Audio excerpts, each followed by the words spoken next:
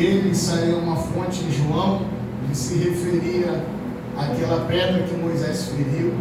Então, ele vem acompanhando desde a criação, né? Então, servir a Cristo não é pesado, né? Não é um fardo. Não sirva Jesus por obrigação, nem sirva Jesus porque você tem uma dívida com Ele, porque Ele já pagou essa dívida. A Bíblia diz que Ele pagou alto preço, tudo aquilo que havia contra nós, Ele pagou, né? Ele pagou, né? E lá naquela lista de dívidas estava lá o nosso nome, estava lá os nossos pecados, as nossas falhas, estava lá o nosso passado, estava lá tudo aquilo que nós éramos, irmãos.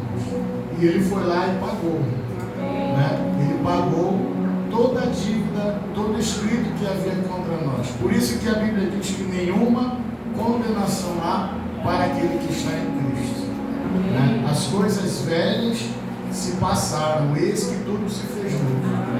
Então, por isso que a gente sempre diz, se desprenda do passado. Não deixa o passado te afligir, não deixa o diabo lançar o passado, né, para o presente. Não deixa ele tentar te levar lá para trás. Porque a função dele é essa mesmo, né? É dizer que nós não somos merecedores, é dizer que nós somos pecadores, é dizer que nós somos doentes, que nós somos aflitos. Mas a Bíblia diz que Ele pagou essa dívida. Então eu preciso entender que nenhuma condenação há. Então quando o diabo vier, diga: diabo, nenhuma condenação há para aquele que está em Cristo. E eu estou em Cristo. Se eu estou em Cristo, a Bíblia diz que nós somos mais do que vencedores, irmãos. Muito mais do que vencedores. Muito mais do que vencedores. Por isso que o Esaú falou sobre a fé é justamente chamar isso à existência.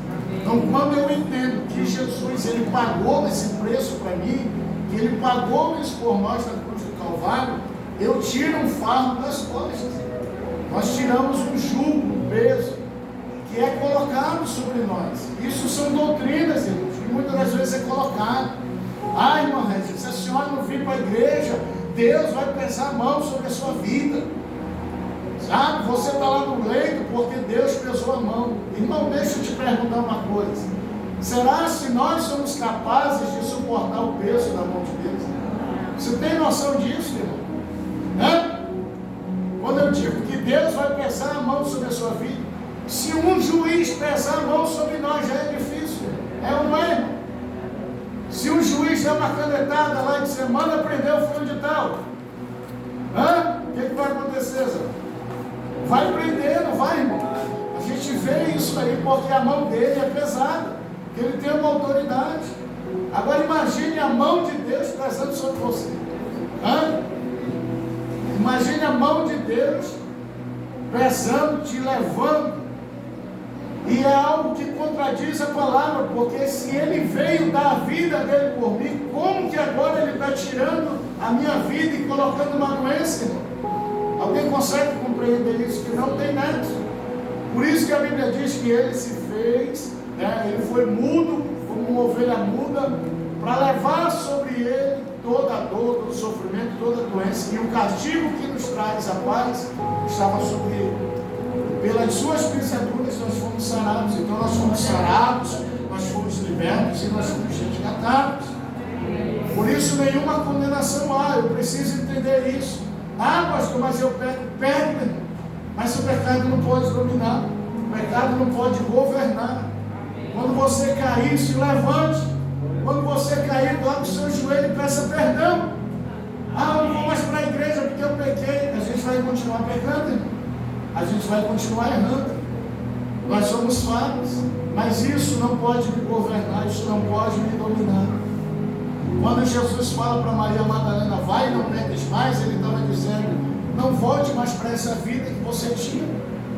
Todos os dias ela era tentada. Ou você acha que quando ela se converteu, tu acha, quando ela estava passeando na rua, alguém não dizia: lá vai a Maria Madalena, a prostituta, aqui fazia programa?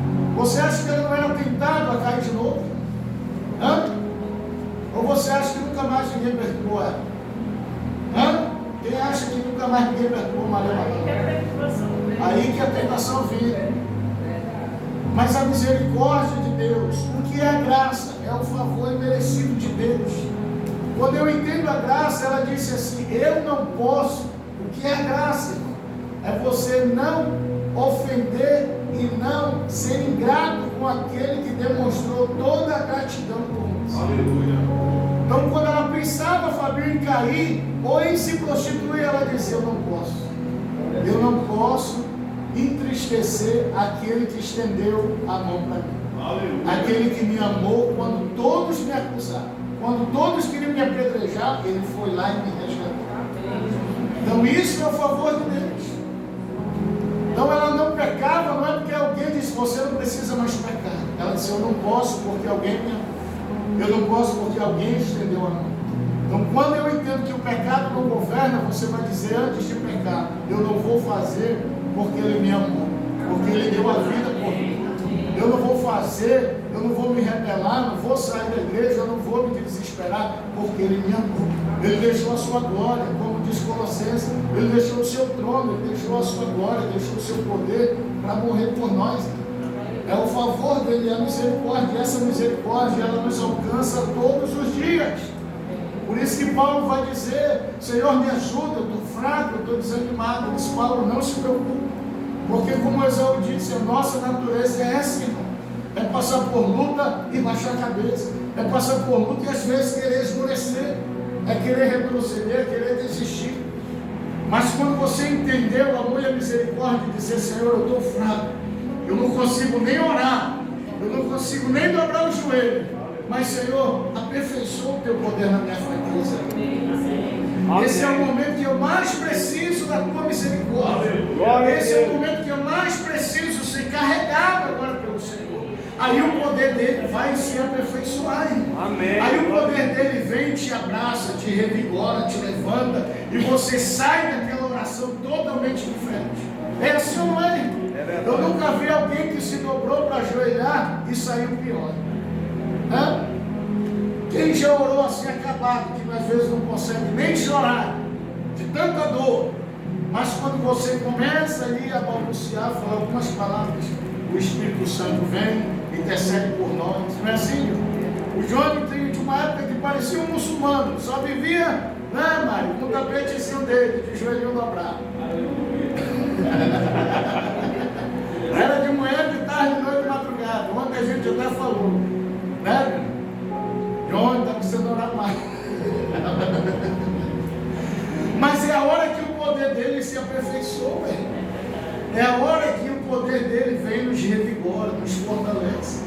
Então quando você se sentir fraco, ore e diga: Senhor, aperfeiçoa o teu poder, que a tua graça seja o suficiente na minha vida, e que ela venha me prover de tudo aquilo que eu preciso e necessito.